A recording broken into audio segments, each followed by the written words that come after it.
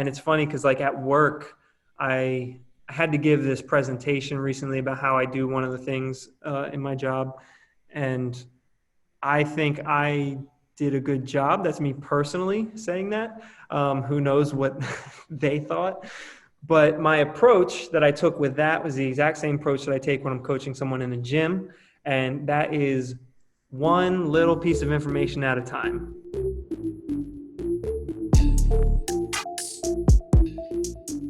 Because the most common mistake that I see with new coaches in the gym is they try and correct everything at once. Yep. And unless someone is like a super hyper athlete, like on some crazy next level, it's just overwhelming and you don't correct anything because you have too many things to think about. I'm much more the slow, methodical, pick one thing. There could be 7 other things that look like a train wreck, but as long as you're doing the one thing that I told you about right, we're just going to do it again and again, and then I'll pick something else when I think you're ready.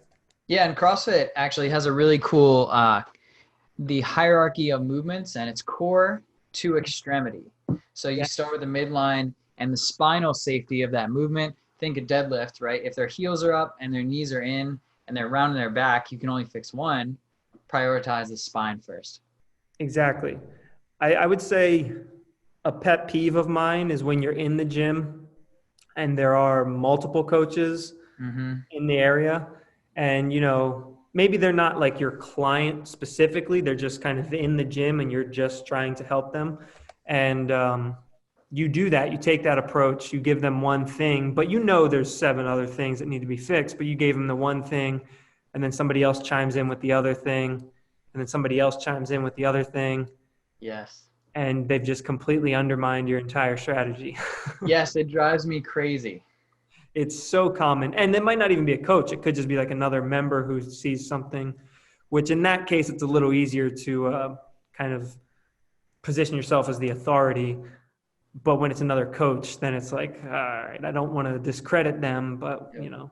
Well, they mean well and they're not wrong. So that's the hardest part about this. You know, they want you to be safe. They want you to move better, but you have to realize that trust the process, trust the plan, trust the coach, stick to one thing at a time. So it's good to hear that, like, hey, you know, your back's round and that's my target. For the next 3 weeks, the only thing I'm going to think about is this. And then someone's like, hey, your hips are higher than your shoulders. You're like, oh, okay, cool, whatever. I'm going to remember that for 1 second and then just go right back to my plans. Right. Exactly. I think one of the things you can do when you're working with somebody new, you know, if they're coming into your gym for the first time and you have like some sort of foundations program or something that you're putting them through, if you think of it and if you have the opportunity, tell them that exact thing. Tell them how you plan on improving them over time and how they might get several cues from different coaches and different classes or whatever. And that's all good and fine, not wrong. But just tell them like always, you know, one thing at a time kind of thing. Yeah, and that's a good strategy for anything really. Just focus on one piece, and then when that piece is cleaned up, move along, because it'll make you overall better in the long run, because you need to like lock the habit down and turn it into how you are, and then you can add something on top of it. 100%. I don't think we're going to have much controversy on that idea right there.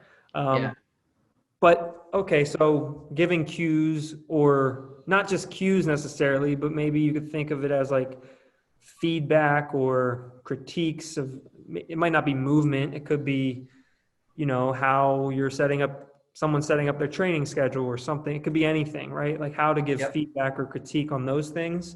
The one thing at a time would still apply, I think, but moving on beyond that, some other things that I could think of, let me know what else pops into your mind, but just kind of how you do tell someone that maybe what they're doing is not the most effective way, not necessarily wrong, but maybe inefficient, or maybe it is wrong. Maybe it's incorrect. Are you talking about me and my wife? Is that what happens? Yes, exactly. Load the dishwasher. There's a pattern.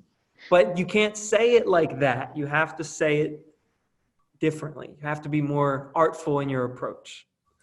Yes, And it so, is an art, the art of critiques. Yeah.